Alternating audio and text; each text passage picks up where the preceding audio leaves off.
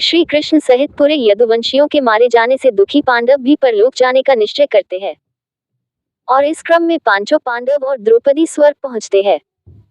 जहां द्रौपदी, भीम, अर्जुन, सहदेव और नकुल शरीर को त्याग कर स्वर्ग पहुंचते हैं, वहीं युधिष्ठिर सशरीर स्वर्ग पहुंचते हैं।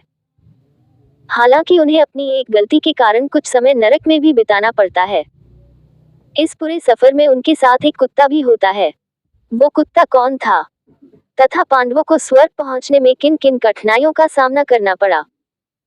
नगर के बाहर निकलते ही जब द्वारिका समुद्र में डूब गई तो ये दृश्य देखकर सभी को आश्चर्य हुआ।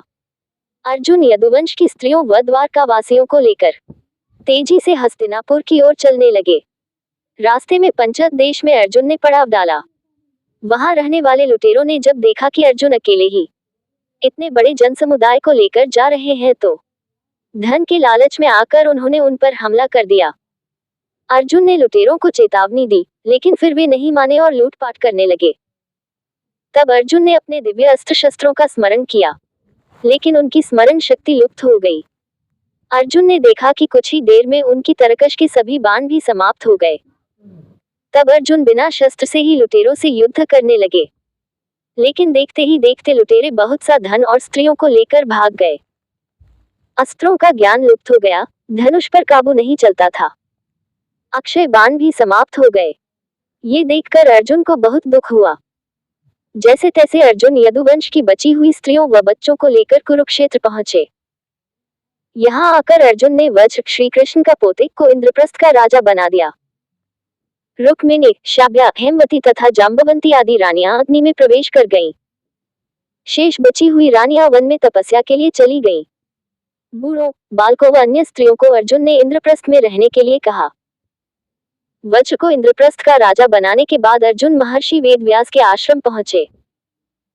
यहाँ आकर अर्जुन ने महर्षि वेदव्यास को बताया कि श्री कृष्ण, बलराम सहित सारे यदुवंशी समाप्त हो चुके हैं। तब महर्षि ने कहा कि यह सब इसी प्रकार होना था, इसलिए इसके लिए शोक नहीं करना चाहिए। तब अर्जुन ने ये भी बताया कि किस प्रकार साधारण लुटेरे उनके सामने यदुवंश की स्त्रियों को हर कर ले गए और वे कुछ भी न कर सके। अर्जुन की बात सुनकर महर्षि वेदव्यास ने कहा कि वे दिव्य अस्त्र जिस उद्देश्य से तुमने प्राप्त किए थे वह पूरा हो गया, अतः वे पुनः अपने स्थानों पर चले गए हैं। महर्षि ने अर्जुन से ये भी कहा कि तुम लोगों ने अपना कर्तव्य पूर्ण कर लिया है, अतः अब तुम्हारे परलोक गमन का समय आ गया है और यही तुम्हारे लिए श्रेष्ठ भी है। महर्षि वेदव्यास की बात सुनकर अर्जुन उनकी आज्ञा से हस्तिनापुर आए और उन्होंने पूरी बात महाराज युधिष्ठिर को बता दी। यदुवंशियों के नाश की बात जानकर युधिष्ठिर को बहुत दुख हुआ। महर्षि वेदव्यास की बात मानकर द्रौपदी सहित पांडवों ने राजपाट त्याग कर परलोक जाने का निश्चय किया। युधिष्ठिर ने युयुत्सु को बुलाकर उसे संपूर्ण राज्य की देखभाल का भार सौंप दिया और परीक्षित का राज्याभिषेक कर दिया। युधिष्ठिर ने सुभद्रा से कहा कि आज से परीक्षित हस्तिनापुर का तथा वज्र इंद्रप्रस्थ का राजा है, अतः तुम इन दोनों पर समान रूप से स्नेह रखना। इसके बाद पांडवों ने अपने मामा वसुदेव व श्री कृष्ण तथा बलराम आदि का विधिवत तर्पण व श्राद्ध किया। इसके बाद पांडवों व द्रौपदी ने साधुओं के वस्त्र धारण किए और स्वर्ग जाने के लिए निकल पड़े। पांडवों के साथ साथ एक कुत्ता भी चलने लगा। अनेक तीर्थों, नदियों व समुद्रों की यात्रा करते करते पांडव आगे बढ़ने लगे। पांडव चलते चलते लाल सागर तक आ गए। अर्जुन ने लोभवश अपना गांडीव धनुष व अक्षय तरकशों का त्याग नहीं किया था। तभी वहां अग्निदेव उपस्थित हुए और उन्होंने अर्जुन से गांडीव धनुष और अक्षय तरकशों का त्याग करने के लिए कहा। अर्जुन ने ऐसा ही किया। पांडवों ने पृथ्वी की परिक्रमा पूरी करने की इच्छा से उत्तर दिशा की ओर यात्रा की। यात्रा करते करते पांडव हिमालय तक पहुंच गए। हिमालय पार करके पांडव आगे बढ़े तो उन्हें बालू का समुद्र दिखाई पड़ा। इसके बाद उन्होंने सुमेरु पर्वत के दर्शन किए। पांचों पांडव, द्रौपदी तथा वह कुत्ता तेजी से आगे चलने लगे।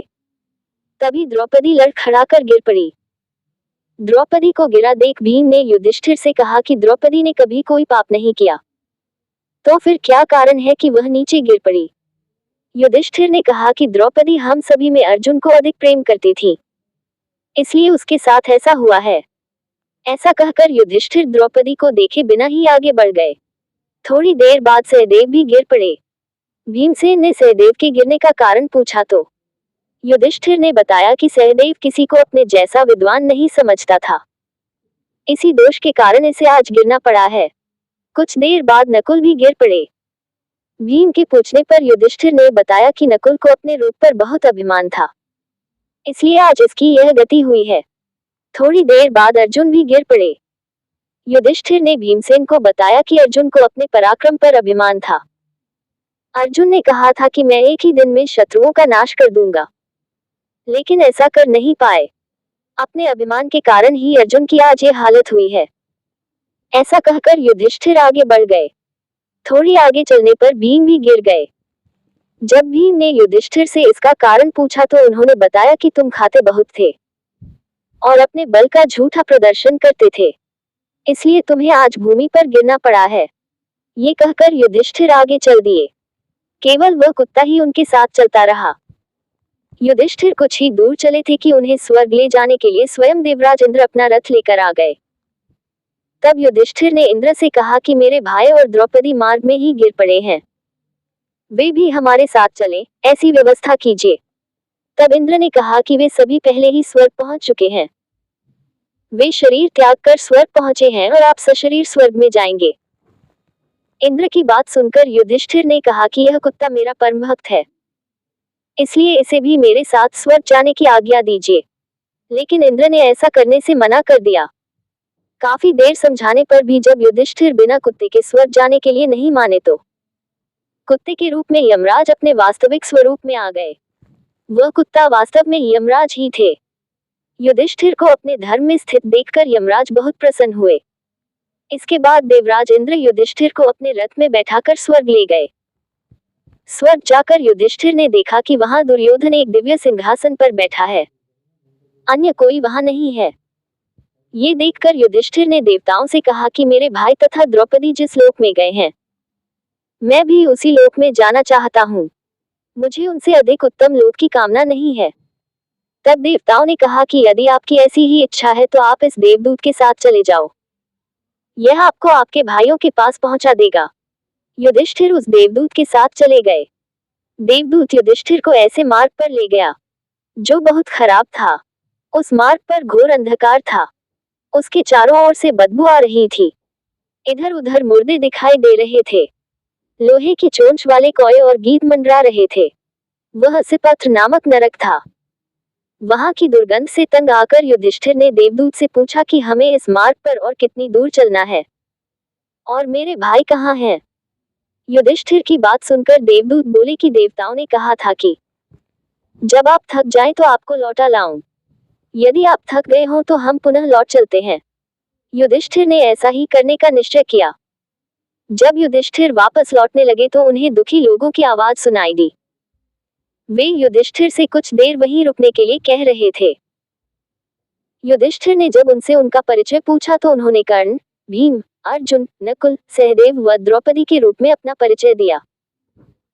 तब युधिष्ठिर ने उस देवदूत से कहा कि तुम पुनः देवताओं के पास लौट जाओ। मेरे यहाँ रहने से यदि मेरे भाइयों को सुख मिलता है तो मैं इस दुर्गम स्थान पर ही रहूंगा। देवदूत ने यह बात जाकर देवराज इंद्र को बता दी। युधिष्ठिर को उस स्थान पर अभी कुछ ही समय बीता था कि सभी देवता वहां आ गए। देवताओं के आते ही वहां सुगंधित हवा चलने लगी, मार्ग पर प्रकाश छा गया। तब देवराज इंद्र ने युधिष्ठिर को बताया कि तुमने अश्वत्थामा के मरने की बात कहकर छल से द्रोणाचार्य को उनके पुत्र की मृत्यु का विश्वास दिलाया था। इसी के परिणाम स्वरूप तुम्हें भी छल से ही कुछ देर नरक के दर्शन करने पड़े। अब तुम मेरे साथ स्वर्ग चलो, वहां तुम्हारे भाई व अन्य वीर पहले ही पहुंच गए हैं। देवराज इंद्र के कहने पर युधिष्ठिर ने देवनदी गंगा में स्नान किया। स्नान करते ही उन्होंने मानव शरीर त्याग करके दिव्य शरीर धारण कर लिया। इसके बाद बहुत से महर्षि उनकी स्तुति करते हुए उन्हें उस स्थान पर ले गए जहां उनके चारों भाई कर्ण, भीष्म, धृतराष्ट्र, द्रौपदी आदि आनंद पूर्वक विराजमान थे। वह भगवान का परमधाम था। युधिष्ठिर ने वहां भगवान श्री कृष्ण के दर्शन किए। अर्जुन उनकी सेवा कर रहे थे। युधिष्ठिर को आया देख श्री कृष्ण व अर्जुन ने उनका स्वागत किया। युधिष्ठिर ने देखा कि भीम पहले की तरह शरीर धारण किए वायु देवता के पास बैठे थे। कर्ण को सूर्य के समान स्वरूप धारण किए बैठे देखा। नकुल व सहदेव अश्विनी कुमारों के साथ बैठे थे। देवराज इंद्र ने युधिष्ठिर को बताया कि ये जो साक्षात भगवती लक्ष्मी दिखाई दे रही हैं, इनके अंश से ही द्रौपदी का जन्म हुआ था। इसके बाद इंद्र ने महाभारत युद्ध में मारे गए सभी वीरों के बारे में युधिष्ठिर को विस्तार पूर्वक बताया। इस प्रकार युधिष्ठिर अपने भाइयों व अन्य संबंधियों को वहां देखकर बहुत प्रसन्न हुए।